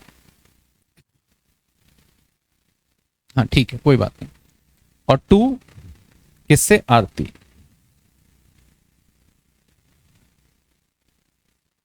लेकिन सर डिबेंचर तो 50 लाख है, आपने यहां 55 लाख क्यों करा, क्वेश्चन ये रेज होता है। तो देखो रूल ये कहता है कि जब भी आप कोई चीज खरीदते हो, आपने एक एसेट्स 5 लाख का था और उसे खरीदा 6 लाख में, तो एंट्री आप 6 लाख से करोगे जितने का परचेसिंग प्राइस है, तो दैट्स वाई यहां पे होता है। इसके लिए सिक्योरिटी प्रीमियम इररेलेवेंट है, इसके लिए सिक्योरिटी प्रीमियम इंपॉर्टेंट रखता है क्योंकि ये रिजर्व एंड सरप्लस में उसकी एंट्री करेगा। ये तो कहेगा मैंने 55 लाख का डिबेंचर खरीदा, अब इसको भले ही ये 4 लाख में बेच दे, 2 लाख में बेच दे, क्योंकि कहीं ये एंट्री थोड़ी करने वाला है, तो कितने का भी बेच दे वो मैटर नहीं करता। तो ये हो गया सेलर के बुक में। हालांकि ज्यादा से ज्यादा बायर ही आता है, सेलर बहुत कम आता है। बाकी आगे आने वाले चैप्टर जब एमलगमेशन स्टार्ट होगा तो उस टाइम पे तो बहुत सारी एंट्री सीख जाओगे ये तब तक। तो चलिए आइए, क्या कहता है, Blueprint limited purchase a building worth 150 का, प्लांट एंड मशीनरी वर्थ 140 का, फर्नीचर वर्थ 10,000 रुपए का फ्रॉम वाधवा कंपनी से and took over the liability 20,000 का। तो सबसे पहले क्या क्या खरीदा इसने, बिल्डिंग, बिल्डिंग अकाउंट डेबिट कितने का, 150, machinery account debit, machinery account debit कितने का, 140, फर्नीचर अकाउंट डेबिट,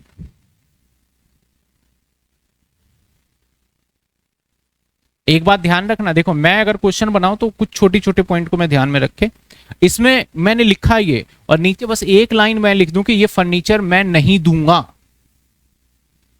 तो क्या यहां फर्नीचर डेबिट में कर पाऊंगा? सेलर कंपनी बोल रहा है तो सब कुछ ले जाए एसेट्स, फर्नीचर नहीं दूंगा, इसके पैसे काट लियो बेशक तू। तो ऐसे सिचुएशन में ये फर्नीचर यहां पे डेबिट, क्वेश्चन कह देता है कि जो मान लेते हैं यहां 2 है, Blueprint limited purchase a building from, किससे खरीद रहा है ये, Wadhwa, Wadhwa company retain the furniture, ये लाइन लिख दे बस। तो इसका मतलब वाधवा कंपनी फर्नीचर नहीं देगा, तो यहां फर्नीचर की एंट्री नहीं होगा। अगर ये लाइन लिखा होता तो टुक द लाइबिलिटी, तो लाइबिलिटी कितने का, 20,000, बाय परचेज कंसिडरेशन 3,15,000, पीसी भाई दे देंगे 3,15,000, purchase consideration issue 12% debenture eight a premium 5%। तो सबसे पहले इस एंट्री को तो कंप्लीट करो, क्या निकल रहा है भाई यहां से, क्या निकलेगा चेक करें, 1.5 लाख, 140, 10,000, तो मेरे हिसाब से तो हमारा ये यही ज्यादा आ रहा है, गुडविल, ये गुडविल आ जाएगा माइनस 20,000 और माइनस 3,15,000, तो गुडविल आ गया 35,000। अब बदले में हम इसे क्या दे रहे हैं, अच्छा इसका नरेशन मैंने नहीं बताया आपको, नरेशन क्या होगा, being all asset and liability acquire by, कौन था भाई, ब्लू प्रिंट, बस ये लिख देना। अब आपको पहले क्या निकालना पड़ेगा यहां, नंबर, नंबर क्या, 3,15,000 डिवाइड किससे करोगे भाई, कितने परसेंट प्रीमियम है, 5%, तो 105, तो 3,15,000 ये आ गया 3000। अगली एंट्री तो आपको पता ही चल गया, पीसी अकाउंट डेबिट टू कितने परसेंट है, 12% डिबेंचर और 2 सिक्योरिटी प्रीमियम। तो भाई 3000 आया इंटू 100 दैट इज 3 लाख 15,000 और 3,15,000 एंट्री टर्न। ठीक है, आइए अभी अंडर राइटर का। तो हम जो कर रहे थे कहां तक पहुंच गए हम, अब अदर देन कैश में ये पहुंच गए, अब ये वाला करेंगे, ये वाला भी हो गया। अब इस पे आते हैं अंडर राइटर और प्रमोटर का।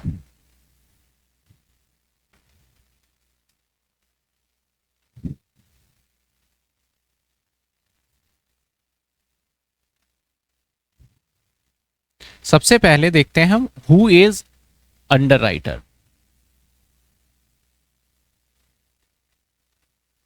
अंडर राइटर कौन है?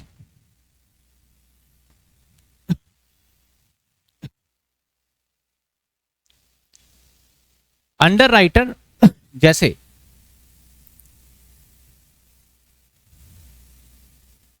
शिक्षा धाम लिमिटेड।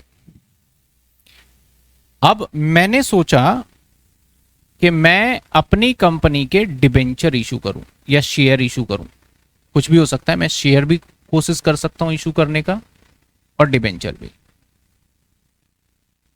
तो शेयर्स और डिबेंचर इशू करने के लिए जो बेसिक फुलफिलमेंट है वो मैं कर दूंगा। लेकिन आपको पता है कि अगर मैं ये चीजें जब इशू करता हूं तो मेरा इंटेंशन रहेगा कि ज्यादा से ज्यादा पब्लिक मेरे शेयर्स या डिबेंचर को खरीदे, क्योंकि अगर 90% में शेयर्स बेचने में नाकामयाब हुआ तो मैं अपना इशू आगे फर्दर कंटिन्यू नहीं कर पाऊंगा। मैं रियल एग्जांपल बताऊं, बड़ी सारी ऐसी कंपनी है कि जो कि अपने शेयर्स को इशू करना चाह रही है लेकिन नहीं कर पा रही है, जो अभी करंट में चल रहा है, क्योंकि वो इशू करने जाती है कुछ उसके साथ दिक्कतें आ गई है। जैसे कि एक है हमारा बोट कंपनी। तो बोट कंपनी काफी टाइम से लगी हुई है कि मैं अपने भी शेयर मार्केट में लेके आऊं, लेकिन नहीं लेके आ पाती है, फेल हो जाती है। इसी तरीके से आपका अगर मैं बात करूं, बोट के साथ एक है ओयो जिसका होटल का कारोबार है, वो भी बहुत टाइम से कोशिश कर रही है शेयर। इससे पहले था लेंस कार्ड, लेकिन लेंस कार्ड अपना किसी ना किसी तरीके से शेयर्स को लेके आ गई। और इसी तरीके से हमारा था एक मामा अर्थ। 3 बार, मामा अर्थ का नाम आपने सुना होगा, ये बेसिकली कॉस्मेटिक सामान वगैरह बनाती है। ये 3 बार इसने कोशिश करा के शेयर्स को लेके आए, हर बार अंडर सब्सक्राइब हुआ, इसको वापस आना पड़ा। और जब एक बार कंपनी के शेयर्स अंडर सब्सक्राइब हो जाते हैं ना, तो उसको बोलते हैं कंपनी का कोई शेयर खरीद ही नहीं रहा, तो उसकी रेपुटेशन डाउन हो जाती है। अल्टीमेटली इन्होंने अपने शेयर्स को किसी ना किसी तरीके से सब्सक्राइब करा, वो खैर अलग बात है कैसे करवाया होगा। इसी तरीके से एक अभी और भी कंपनी है, कॉस्मेटिक का है, क्या नाम है उसका, शुगर कंपनी के नाम से है। वो भी चाह रहे हैं कि हम अपना शेयर लेके आए पर नहीं लेके आ पा रहे हैं। तो हम अपनी कंपनी को जब शेयर्स मार्केट में, अब मार्केट का मतलब पता है क्या होता है, स्टॉक एक्सचेंज। और स्टॉक एक्सचेंज भारत के अंदर कौन कौन है? 2 लोग हैं यहां पे बैठे हुए, एक है एनएससी और एक है BSE, NSE national stock exchange और बॉम्बे स्टॉक एक्सचेंज। एनएससी जो है इसको हम बोलते हैं निफ्टी, और बीएसई जो है इसको बोलते हैं सेंसेक्स। ठीक है ना, सेंसेक्स। तो हम जब भी शेयर इशू करेंगे तो हमारा यहां पे स्टॉक एक्सचेंज में आ जाएगा। लेकिन इस कंपनी को, स्टॉक एक्सचेंज को रेगुलेट करता है सेबी। बोलता है भाई यहां पे शेयर्स को लिस्ट कराने से पहले तो मेरे से बात कर तू, तब तेरे को यहां पे जाने देंगे। एक तरीके से ये गार्ड है, सिक्योरिटी गार्ड। आपको इस घर के अंदर अगर एंटर करना है तो सिक्योरिटी गार्ड से मिलो, तब अंदर जाओ पाओगे। और इसके अपने होते हैं रूल, और इसके रूल भाई साहब ये एकदम अलग चलते हैं। कंपनी लॉ भी, बोर्ड भी आ जाता है, बोलता है हम तेरे रूल को नहीं मानेंगे, उसके रूल को भी ओवर रूल्ड मार देते हैं। ये सीएलबी के रूल को भी ओवर रूल्ड मारते, इतनी पावर होती है। क्योंकि इसको इन्वेस्टर को मेन प्रोटेक्शन देना है कि इन्वेस्टर के साथ कोई धोखाधड़ी ना हो, तो हमें इससे बात करनी पड़ेगी। तो इसने क्राइटेरिया सेट किया हुआ है कि भाई 90% तेरे तो सब्सक्राइब होने चाहिए तभी बात बनेगा। अब भाई मैं अपने शेयर्स को कैसे भी बेचूं वो मेरी मर्जी। तो मुझे इतने लोग नहीं जानते, एज अ शिक्षा धाम को इतने सारे लोग नहीं जानते हैं, जितने जानते हैं मेरे शेयर नहीं बिक पाएंगे, मुझे पता है। तो मैं ऐसे पर्सन को एक ढूंढूं जिसको बहुत सारे लोग जानते हो और रेपुटेटेड इंसान हो, उसके एक बार बोलने पे मेरे सभी शेयर्स को खरीद ले। मैं ऐसे पर्सन को ढूंढूंगा। तो ऐसा पर्सन कौन होता है जनरली? वो जनरली होते हैं बैंक। क्योंकि बैंक के पास, आप सभी के पास कितना पैसा है, किसको बताना है और किसको नहीं बताना, बैंक को पता है। अब जिसके अकाउंट में जीरो बैलेंस है उसको बोलेंगे शेयर ले ले तू, नहीं बोलेंगे। जिसके अकाउंट में बहुत सारा पैसा है उसको हम फोर्स करेंगे। तो बैंक होते हैं। बैंक के बाद हम जा सकते हैं, बैंक मेनली बैंक ही होता है, और बैंक के बहुत सारे मल्टीपल चैनल्स होते हैं बैंक के साथ। दूसरा एक होता है हमारा ब्रोकर। ये पता है कैसे शेयर इशू करते हैं? अभी पीडब्ल्यू फिजिक्स वाला का शेयर्स आया, 109 रुपए का इशू प्राइस था, 100 रुपए से नीचे आ गया। तो ये सारी चीजें पता है कैसे चलता है? एक ना पूरा स्कैम ही है एक तरीके से ये। अब होता क्या है, हम बैंकर के पास जाते हैं और बैंक को बोलते हैं कि भैया हमारे शेयर्स को तुम करवाने का काम करो। तो बैंक वाले बोलते हैं हमें कमीशन चाहिए। तो बैंक वालों को हम क्या देते हैं? कमीशन। अब बैंक में कौन कौन हो सकता है? कोई भी बैंक हो सकता है, इनफैक्ट एसबीआई भी है, आपका प्राइवेट बैंक, सरकारी बैंक। अब बैंक ऐसा क्यों करते हैं? क्योंकि ये मेरे शेयर्स बेचने की ये क्या लेगा, मेरे से गारंटी देगा ये कि अगर मैं तुम्हारे शेयर्स 90% से ज्यादा नहीं बेच का है तो मैं सेल्फ खरीदूंगा। ये मेरे जुबान है, मेरी गारंटी है, मैं सेल्फ खरीदूंगा। अब सेल्फ खरीदने के लिए तो भाई अभी शेयर्स पता है कितने का इशू होता है? 3,000 करोड़, 3,000 करोड़, 5,000 करोड़, 10,000 करोड़। इतने पैसे तो किसी आम आदमी के पास होंगे नहीं। तो किसके पास होंगे? बैंक के पास ही होगा। तो इसलिए ये जो काम करती है ना शेयर्स को बिकवाने का, स्टार्टिंग में सिर्फ फर्स्ट टाइम पे वो बैंक करती है। बैंक को मैं दूंगा कमीशन। कमीशन कितना दूंगा? रूल सेट है पहले से। अगर शेयर हुआ तो 5% से ज्यादा कमीशन नहीं दूंगा, और डिबेंचर हुआ तो मैं 2.5% से ज्यादा कमीशन नहीं दूंगा। ये रूल सेबी ने बना रखा है, कंपनी लॉ ने बना रखा है बेसिकली। लेकिन इंटरनली ज्यादा पैसे दिए जाते हैं। इसके बाद जैसे ही मैं इसको कमीशन दूंगा, कमीशन देने के बाद explains once more corporate will, ठीक है, जैसे ही मैं इसको कमीशन दूंगा तो ये बैंक वाले क्या करेंगे, जो इसके साथ जितने भी चैनल पार्टनर है, सोशल मीडिया हो गया, न्यूज हो गया, इन सभी पे बातों को स्प्रेड करेंगे ये, और लोगों से बुलवाएंगे ये बहुत अच्छी कंपनी है, इतना अच्छा फंडामेंटल स्ट्रांग है, इतनी अच्छी चीजें कर रही है, आने वाले फ्यूचर में इसका बहुत अच्छा फ्यूचर ब्राइट है, इन्वेस्टर माला माल हो जाएगा इसके अंदर। और हम जैसे कम नॉलेज वाले बंदे इसको ध्यान से सुनेंगे, और सुनने के बाद इसमें अपना पैसा लगा के इस कंपनी के शेयर्स को क्या करेंगे? खरीद लेंगे। और खरीदने के बाद फिर इसके शेयर्स कहां जाते नहीं जाते कोई मतलब किसी का नहीं है। तो उस सिचुएशन में ये जो कंपनी जो शेयर्स बिकवाने का काम कर रही है, इसी को बोलते हैं अंडर राइटर। इसको क्या बोलते हैं हम? Under writer. समझ में? अंडर राइटर कौन होता है? जो हमारे शेयर्स को मार्केट में बेचने का काम करता है, उसे क्या बोलते हैं? Under writer. उसे ब्रोकर बोल सकते हो एक तरीके से आप, क्योंकि हम उसे क्या देते हैं? कमीशन देते हैं। तो वो ब्रोकर भी हो सकते हैं। बहुत सारे ऐसे ब्रोकर हैं जैसे जेपी मॉर्गन है, और बड़े सारे बड़े बड़े नाम से जो कि मार्केट के अंदर चलते हैं, तो खैर उस पर नहीं जाते हैं। तो मेन अंडर राइटर है। अब अंडर राइटर के साथ कैसे डील हो जाता है? कंपनी कहती है कि भाई मैं तेरे को पैसे दूंगा, मान लेते हैं कि 100 करोड़ रुपए का मेरा, या 1,000 करोड़ रुपए का, वैसे करोड़ रुपए का मैंने अपना शेयर करा फेस वैल्यू, तो तुझे मैं 5%, 2.5% दूंगा। तो 1,000 करोड़ का 2.5% कितना हो गया हमारा? कितने? 25 करोड़। इसकी फीस कितनी बन गई? 1,000 करोड़ का कितना होगा? 2.5%, 25 करोड़। इसकी फीस कितनी है? 25 करोड़। तो मैं बोलूंगा यार मैं तेरे को फीस ना कैश में नहीं देता हूं, एक काम करता हूं, मैं तुझे ना तेरी फीस के बदले मैं तुझे क्या दे देता हूं। तो क्या इस कंपनी ने डिबेंचर इशू किया? क्या पैसे इससे मिले इसको? नहीं मिले। बदले में क्या दिया इसने? अपनी सर्विस दिया। तो सर्विस के बदले में इसको दिया। तो अब ये एंट्री कंपनी क्या कहेगा? कंपनी कहेगा कि भाई हम सबसे पहले कंपनी अपना खर्चा बुक करेगा। खर्चा क्या बुक करेगा? अंडर राइटर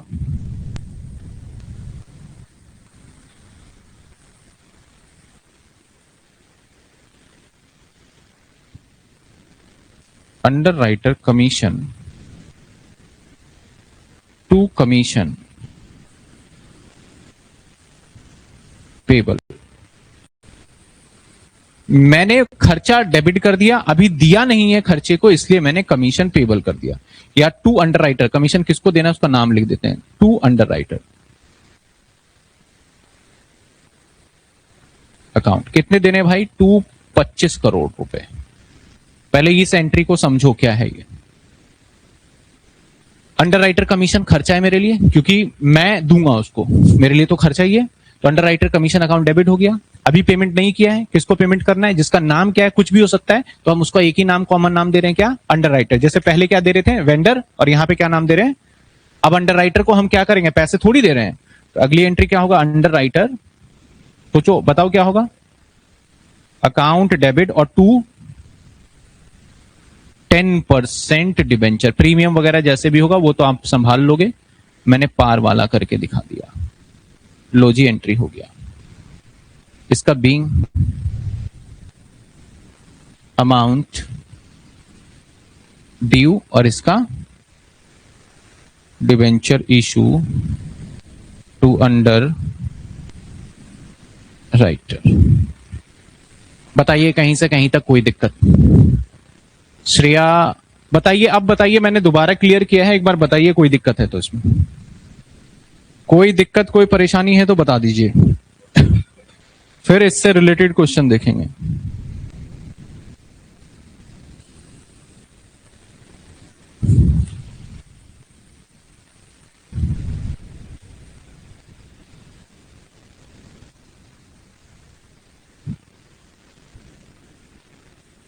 ठीक है, यहां पे क्या लिखा, अंडर राइटर। अंडर राइटर कौन है, जिसको देना है। अगर कोई नाम हुआ तो नाम लिखना चाहते हो तो लिख सकते हो। जैसे मुझे कमीशन देना था आईसीआईसीआई बैंक को, तो मैं लिख देता यहां पे underwriter commission to ICICI bank लिख देता।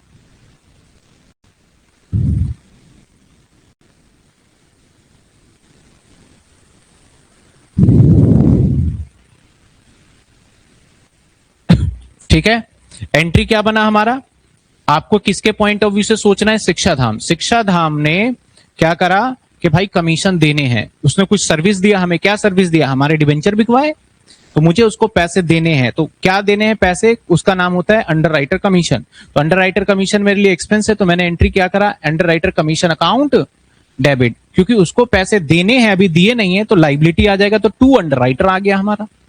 अगर नाम पता होता तो एबीसी जो भी लिख दो। अब उसको हम नगद नहीं दे रहे, तो हमने एंट्री क्या कर दिया, अंडर राइटर अकाउंट डेबिट। जो ये मैंने लाइबिलिटी बनाया था उसको खत्म कर दिया डेबिट, और टू डिबेंचर कर दिया। डिस्काउंट पे होगा तो डिस्काउंट डेबिट हो जाएगा, प्रीमियम पे होगा तो प्रीमियम। नंबर कैसे निकालोगे वो आपको पता है कि कैसे नंबर ऑफ डिबेंचर निकाले जाएंगे। ठीक है, क्लियर? आइए ये देखिए, कहता है Raheja construction limited allot 1200 10% debenture 100 rupees each at a discount to Bhola limited firm underwriter their service. उसने अंडर राइटर का काम किया है, तो सबसे पहले क्या लिखोगे, underwriter commission account debit to, नाम लिखना चाहते हो भोला तो लिख लो, नहीं तो अंडर राइटर भी लिख सकते हो, भोला लिमिटेड। अब भाई मैं क्या कर रहा हूं, उसे 1200 डिबेंचर दे रहा हूं। कितने डिबेंचर दे रहा हूं मैं, जिसकी कीमत कितनी है, 100 रुपए। लेकिन मैं तुम्हें 100 का नहीं दूंगा, मैं तुम्हें कितने का दूंगा, 90 का दूंगा। तो मैं 1200 डिबेंचर दूंगा मैं तुम्हें, कितने के, 90 का। तो कितने हो गए हमारे 1200 डिबेंचर 90 के, कैलकुलेटर कहां गया भाई, 1 लाख 1200 इंटू में 90, तो भाई 1,08,000। तो भाई 1,08,000 और 1,08,000, समझ में आ रही है बात आपको? अब आगे क्या करेंगे हम, भोला लिमिटेड, और आप ले लो, आपको डिस्काउंट भी दिया तो डिस्काउंट डेबिट करूंगा, और टू कितने परसेंट डिबेंचर, 10% डिबेंचर। तो मेरे भाई कितने हो गए, 1200 इंटू में 100, 1,20, 1,08,000, और डिस्काउंट होगा 1200 इंटू में 10, दैट इज 12,000। इस डिस्काउंट को रिटर्न ऑफ करने की भी मैं एंट्री करूंगा, सरप्लस जो बुक में नहीं करते हैं टू डिस्काउंट 12,000। क्लियर है? ठीक है, समझ में आया कैसे करेंगे? प्रीमियम होगा तो प्रीमियम के साथ हो जाएगा, ठीक है ना। अगली एंट्री, अगला कॉन्सेप्ट देखते हैं। कोलेटरल सिक्योरिटी प्रमोटर वाला नहीं आया, चलो कोई नहीं, वैसे समझाता हूं मैं। एक होता है issue of debenture to promoter.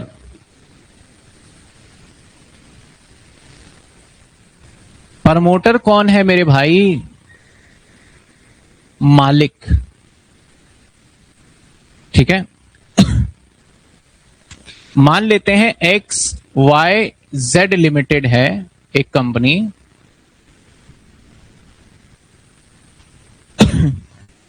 Limited हटा देते हैं, XYZ कंपनी है, ठीक है ना। तो जो XYZ लिमिटेड कंपनी या कंपनी की मैं बात करूं तो ऐसे सिचुएशन में ये क्या होता है कि कंपनी या फिर लिमिटेड, कंपनी तो नॉर्मल कोई भी लगा सकता है, मैं भी लगा सकता हूं। जब लिमिटेड शब्द लग जाता है तो इसके लिए हमें रजिस्ट्रेशन कराना पड़ता है। तो मैं ये चाहता हूं यार मैं अपनी कंपनी के आगे ना लिमिटेड शब्द का इस्तेमाल करूं, तो उसके लिए ना मैं, ये किसकी कंपनी है? मेरी। मान लेते हैं मिस्टर सोनू की कंपनी है, और मिस्टर सोनू क्या चाहता है कि मैं अपनी कंपनी को रजिस्टर करा दूं और इसके आगे वर्ड लगा दूं लिमिटेड। तो ये इस कंपनी का सारा काम स्टार्टिंग से यही कर रहा है, सब कुछ यही कर रहा है, मतलब इसी ने शुरुआत किया।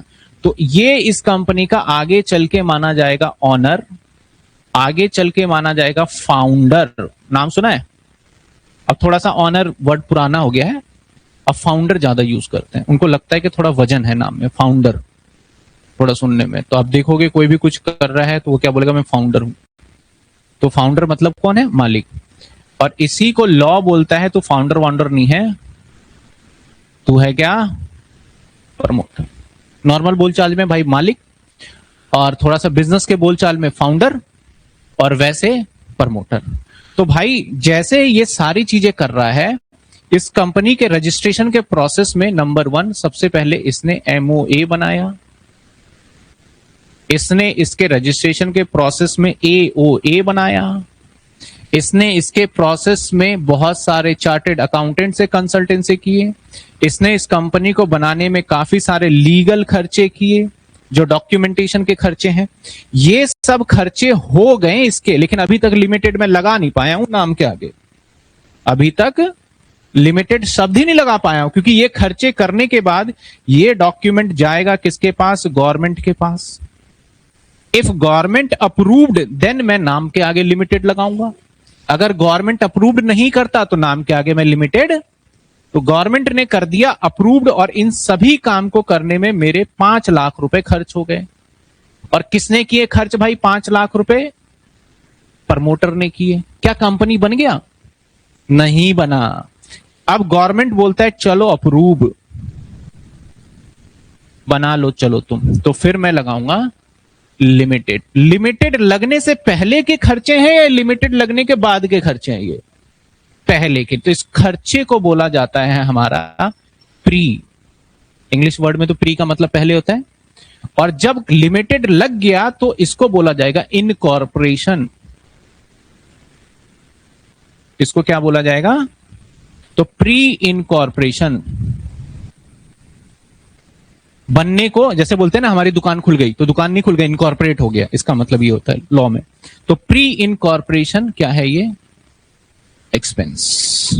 तो जब भी प्रमोटर को आप उसकी मेहनत का पैसा दोगे, ये प्रमोटर की मेहनत है, तो उस मेहनत के खर्चे को हम क्या नाम देंगे? प्री इनकॉर्पोरेशन एक्सपेंस, या फिर इनकॉर्पोरेशन एक्सपेंस भी बोल सकते हो सिर्फ, ठीक है ना। हालांकि ये प्री इनकॉर्पोरेशन एक्सपेंस होता है हमारा, या फिर इसको इनकॉर्पोरेशन एक्सपेंस भी बोला जा सकता है। किसको देंगे? ऑनर को। जैसे ही कंपनी बना वैसे ही एक कानून आ गया कि भाई तुम अलग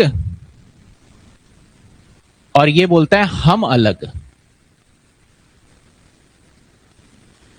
law, separate legal entity, separate business entity, कि तुम अलग और हम अलग।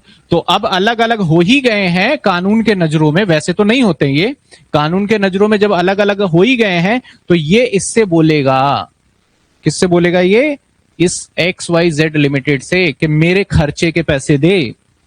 तो अब ये एक्स वाई जेड लिमिटेड क्या कहेगा कि भाई मैं तेरे खर्चे के पैसे कैश तो नहीं दूंगा, बदले में मैं तुझे क्या दे दूंगा। तो क्या ये इसको डिवेंचर इशू कर रहा है? हां कर रहा है। क्या पैसे मिल रहे हैं? नहीं मिल रहे हैं। तो कॉन्सेप्ट क्या क्रिएट हो गया? Other than cash. तो ये एंट्री क्या करेगा? कंपनी एंट्री करने वाला है। कंपनी एंट्री करेगा इनकॉर्पोरेशन या pre incorporation, pre incorporation expense account debit 5 lakh. किसको देने हैं पैसे? प्रमोटर। अकाउंट 5 लाख। तो ये क्या हो गया? प्री इनकॉर्पोरेशन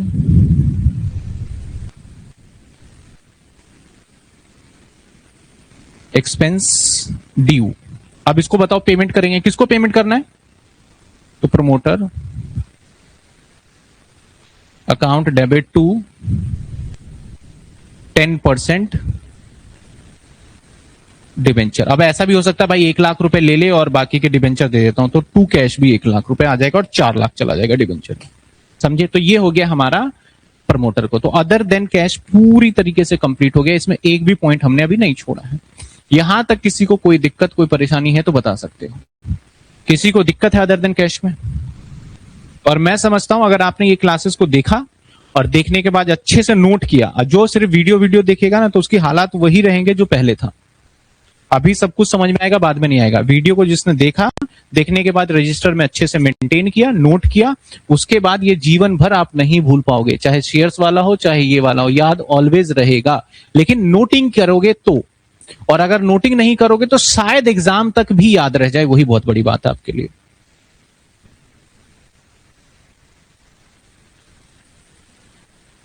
चलिए एक और कॉन्सेप्ट पे आए। यहां तक किसी को कोई डाउट?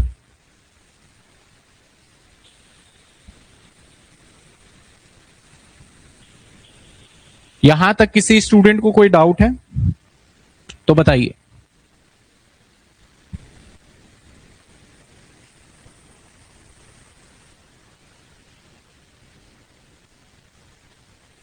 यहां तक किसी को कोई डाउट है क्या?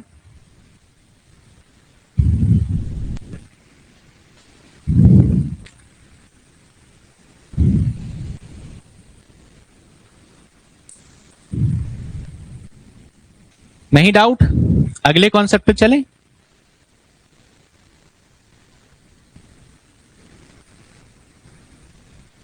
हैं? कल? फिर लेट नहीं हो जाएगा? या कल करा दे फिर? क्योंकि कोलेटरल सिक्योरिटी कराना है मुझे अगला। कोलेटरल सिक्योरिटी के बाद फिर क्या है हमारा? इंटरेस्ट है। कल कर लें या अभी कर लें? कल देख लो। कल मैं कल फिर शाम को ही क्लास है। फिर कल शाम को वही 6:30 रख लूंगा। आप 6:30 मुझे एडजस्टेबल लग रहा है क्योंकि अब आपकी क्लास है नहीं तो डिस्टर्ब नहीं हुआ। 6:30 टू फिर कल मैं दोनों खत्म कराऊंगा क्योंकि 3 दिन बहुत लंबा हो गया। ये चैप्टर मेरे को बोझ बनता जा रहा है मेरे ऊपर। ठीक है ना? तो मैं इसको कल कोशिश करूंगा पूरा। तो आज तो देखो 8 बजे छुट्टी कर रहे हैं, ज्यादा नहीं, 1-1.5 घंटे क्लास हुई है। कल 2 या 2.5 घंटे लगेगा तो चैप्टर ही खत्म कर लेंगे। और उसमें से फिर कहीं से कोई पूछ ले। पहली क्लास तो बस बेसिक बेसिक था। बस पहली क्लास में क्या इंपॉर्टेंट था? रिडीमेबल पार प्रीमियम वो वाला। उसके बाद फिर ये वाला। इस क्वेश्चन को करने के बाद आप घर पे भी ट्राई करोगे, घर पे ट्राई करने के बाद कोई भी क्वेश्चन करोगे, हो जाएगा। एक टेंशन तो खत्म हो जाएगी आपकी। ठीक है ना? तो कल शाम को 6:30 बजे टू बी कंटिन्यू इसको कर लेते हैं। ठीक है? और किसी का कोई डाउट है तो बताइए। ठीक है? सुबह नहीं, कल मुझे थोड़ा सा टाइम चाहिए। और क्यों टाइम चाहिए मुझे? यूं टाइम चाहिए मुझे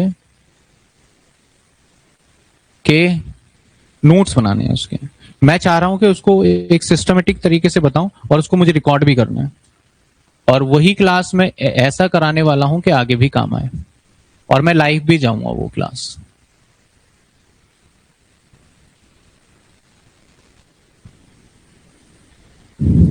चलिए ठीक है, गुड नाइट, मिलते हैं हम अगली क्लास में। नेक्स्ट क्लास कल ही है और कल इस चैप्टर को फिनिश करेंगे। थोड़ा सा टाइम चाहिए।